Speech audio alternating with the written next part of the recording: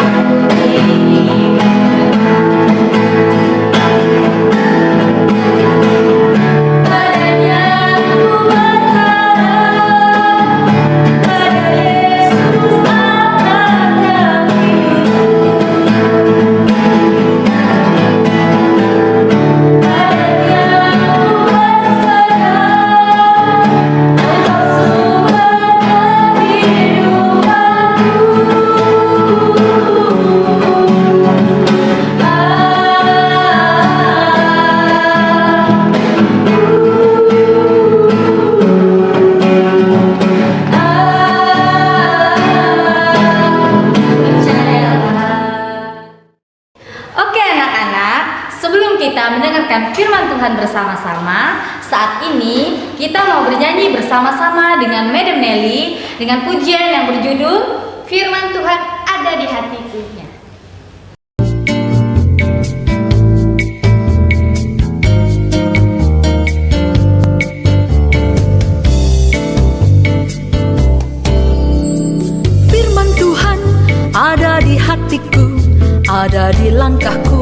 ada di hidupku, dan teruslah tumbuh, sirami jiwaku.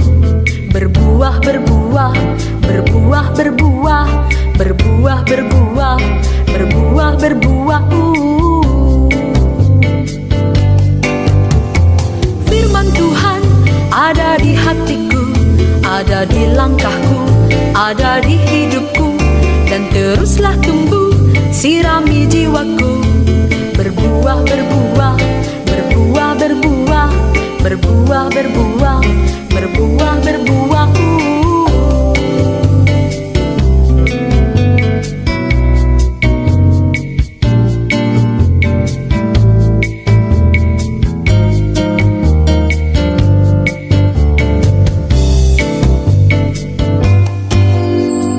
Firman Tuhan ada di hatiku, ada di langkahku, ada di hidupku, dan teruslah tumbuh, sirami jiwaku. Berbuah, berbuah, berbuah, berbuah, berbuah, berbuah, berbuah, berbuah. Firman Tuhan ada di hatiku, ada di langkahku, ada di hidupku, dan teruslah tumbuh, sirami jiwaku. Berbuah, berbuah, berbuah, berbuah, berbuah, berbuah, berbuah, berbuah. Shalom. Wah, Miss Yuli senang hari ini anak-anak boleh memuji Tuhan dengan sukacita, boleh beribadah kepada Tuhan ya. Oke, tentu Tuhan pasti senang ya kita boleh datang kepadanya. Sekarang kita mau mendengarkan cerita firman Tuhan. Apa yang firman Tuhan mau sampaikan kepada kita hari ini? Anak-anak, perhatikan dengan baik, dengarkan cerita firman Tuhan supaya anak-anak boleh mengerti, memahami apa sih cerita Miss Yuli hari ini. Oke, duduk yang baik ya. Nah, yang punya Alkitab boleh buka Alkitabnya di dalam kitab Kejadian pasal yang ke-45. Kira-kira Miss Yuli mau cerita apa ya? Oke, dengarkan baik-baik ya. Nah, ada seorang bapak bernama Yakub. Yakub mempunyai 12 anak. Yang bungsu namanya Yusuf. Ya, pada suatu ketika Yakub memberi jubah yang indah kepada Yusuf. Ya, Yusuf sangat senang. Tetapi saudara-saudaranya yang lain tidak suka. Dia marah, benci dan iri kepada Yusuf. Ya. Nah, pada suatu ketika Yusuf bermimpi. Ya, jadi Yusuf ini adalah seorang pemimpi, ya. Tapi mimpi yang akan menjadi suatu kenyataan, ya. Nah, Yusuf bermimpi bahwa berkas-berkas gandum akan sujud kepada satu berkas gandum. Saudara-saudaranya semakin marah karena kok Yusuf bisa bermimpi demikian. Ya, apa maksudnya Yusuf ini? Nah, Yusuf kembali bermimpi bahwa matahari, bulan, dan ke-11 bintang akan sujud menyembah kepadanya. Jadi saudara-saudaranya semakin kesal dan marah. Maksudnya, kami akan menyembah kepadamu. Engkau akan menjadi raja kami. Saudaranya marah kepada Yusuf, ya. Sehingga saudara-saudaranya tidak mau bicara kepada Yusuf, bahkan tidak menegur Yusuf.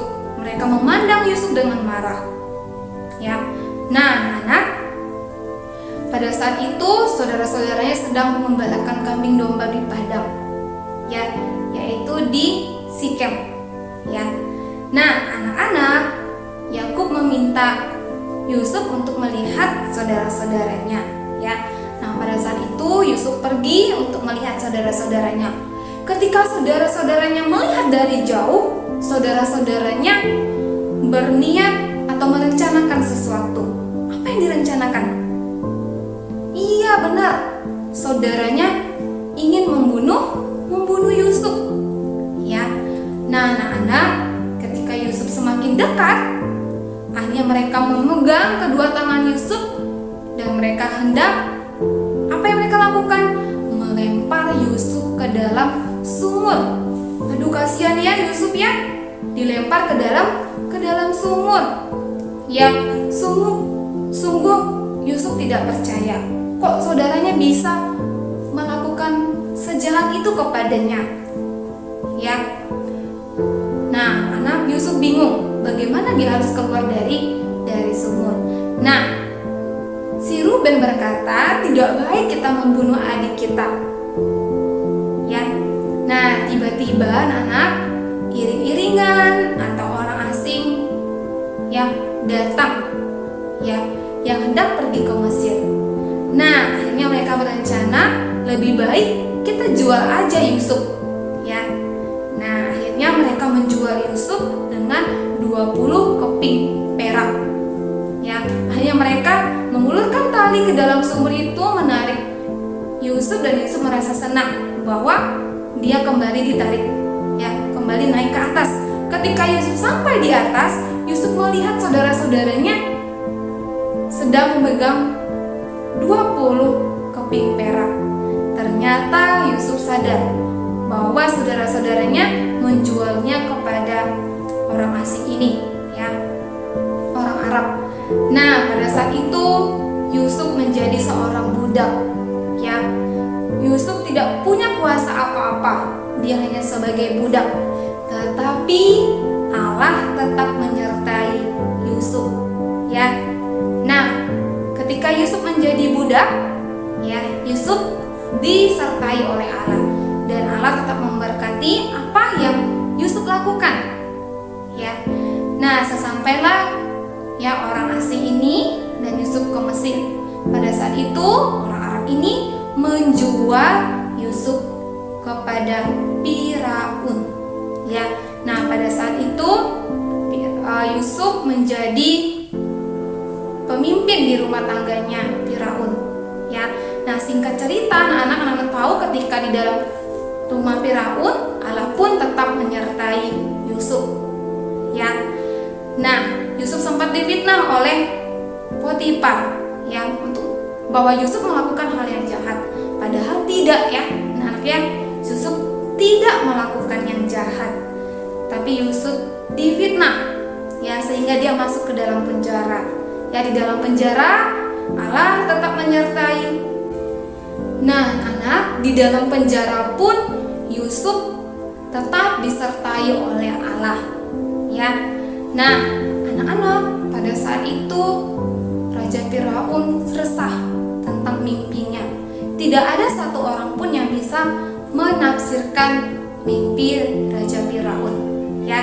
Nah, juru minum teringat kepada Yusuf, ya, bahwa Yusuf ternyata bisa menafsirkan mimpi. Nah, anak-anak, akhirnya Yusuf diminta keluar dari penjara untuk menemui Firaun.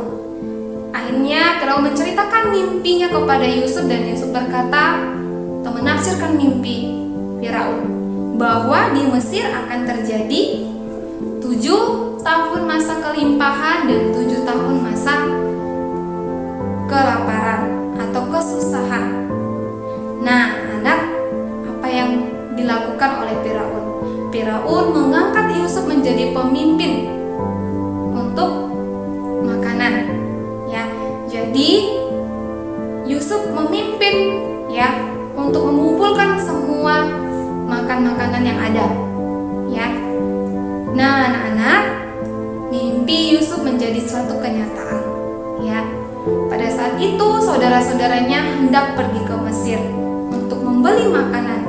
Mereka sujud kepada Yusuf, tetapi mereka tidak tahu bahwa itu Yusuf. Nah, anak-anak, tetapi Yusuf mengetahui bahwa itu adalah saudara-saudaranya. Yusuf melihat bahwa saudara-saudaranya sudah berubah, ya. Akhirnya Yusuf memperkenalkan dirinya bahwa akulah Yusuf yang engkau buang ke sumur dan yang engkau jual. Pada saat itu saudara-saudaranya menjadi takut, ya, takut karena takut Yusuf akan membalas perbuatan mereka. Tetapi apa yang dilakukan Yusuf? Yusuf berkata, "Mari, mendekatlah." Akhirnya Yusuf berkata kepada saudaranya bawalah Bapa untuk tinggal di Mesir. Ya, wah ya, Yusuf ini adalah seorang yang baik ya. Nah, anak, apa yang kita mau pelajari dari kisah Yusuf dan saudara-saudaranya? Ya. Nah, anak, Yusuf ini adalah seorang anak Tuhan yang proaktif, melakukan perbuatan yang baik.